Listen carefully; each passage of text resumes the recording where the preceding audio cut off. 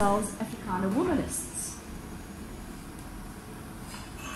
So, in response to the need for African women to self-actualize, self-identify, and self-name, does this sound familiar? Clenora Hudson Weems coined the term Afrikaner womanism. And it's supposed to be an ideology that aims to reflect the unique histories and needs of African women, with its roots firmly established in African culture. How does it differ from African feminism? It does in that it prioritizes issues of race over gender, and it advocates for a non-adversarial relationship with men.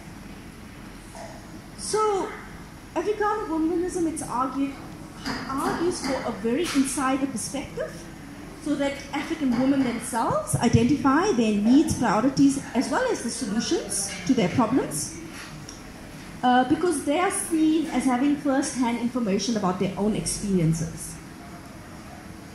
And also, it argues that the solutions to these problems are within African social systems and value systems.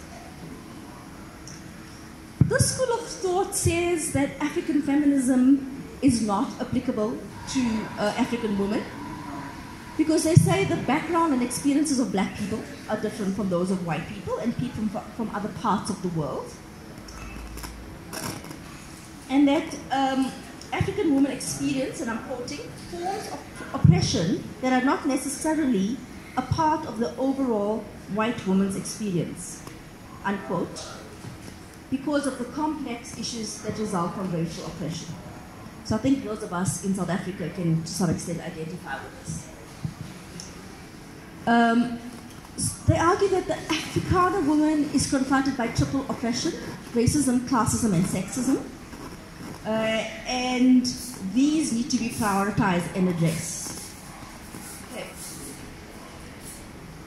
Also, as I said earlier, Afrikaner womanism says that instead of alienating African men, or Afrikaner men, Afrikaners must work hand in hand with African men for a renegotiation of roles. And so they don't perceive black men as the other, but suggest that the social structures that subjugate women also subjugate men and children, black men and children. Okay. So that really sums up Afrikaner womanism. Neo-feminism is linked to Afrikaner womanism, but it was conceptualized by a Nigerian woman called Nanamaka. I don't know if I'm pronouncing that correctly. And she suggests articulated something called neo-feminism as a feminism that negotiates with patriarchal system. So she says that if we're more aligned with African conceptions of shared values, compromise, and balance, we will not be egotistical, so we disengage from any kind of egotism, and have shared values. And if we do have that, then we can compromise and negotiate with men. So she says that neo-feminism accounts for the context in which African women negotiate with or go around patriarchy to contribute to stability in the system, instead of the Western approaches to feminism that advocate for challenging and overthrowing systems of patriarchy. So neo-feminism highlights the locatedness of feminism in the context of women's lives, where negotiation with systems of power, such as patriarchy, is the lived reality. Okay. So she gives the example of Burkina Faso, where women save some of their household income every month to open small shops or kiosks that are near their homes in order to sustain their families. So in this way, they still maintaining their care roles, but they go around patriarchy, not challenge it, to acquire capital so that they can engage in the public sphere in non-confrontational ways, and they still don't compromise their reproductive roles. So they continue with their reproductive roles as before, but they can engage in the public sphere without challenging patriarchy in any way.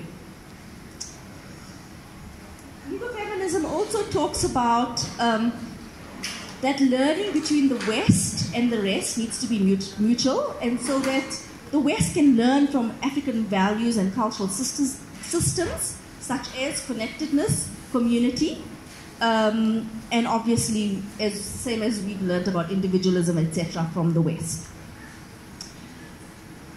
So those are the three different sort of, I think, quite interesting approaches to thinking about women and women's needs and interests from an African perspective.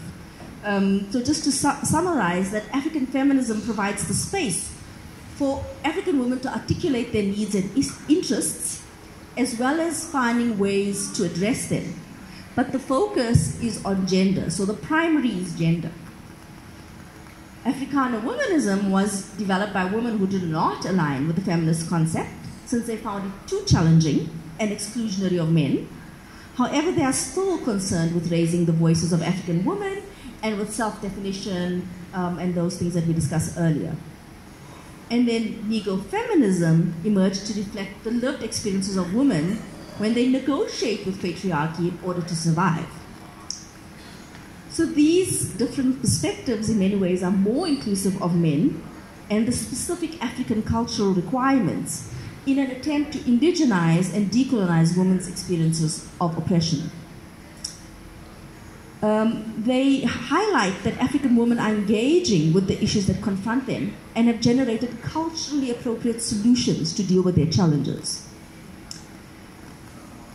So overall, just to go back to the whole, take it back to the whole third wave feminists, which is linked to pre-post and decolonial feminisms, that they highlight the oppression of women in the global South, which they argue was obscured and ignored by first and second wave feminists. African feminists particularly reflect on the differential experiences of African women because of their location in Africa and the multiple oppressions they experience. Racism, sexism, classism, because of their locationality in Africa. And so because of this, we need to consider the specific and unique social, cultural, and spiritual issues that African women encounter, which may be different to women in other contexts. I hope that covered what you want to cover. Yes, indeed. Yes, indeed, it covered. Thank you. Thank you for that. My mind is buzzing.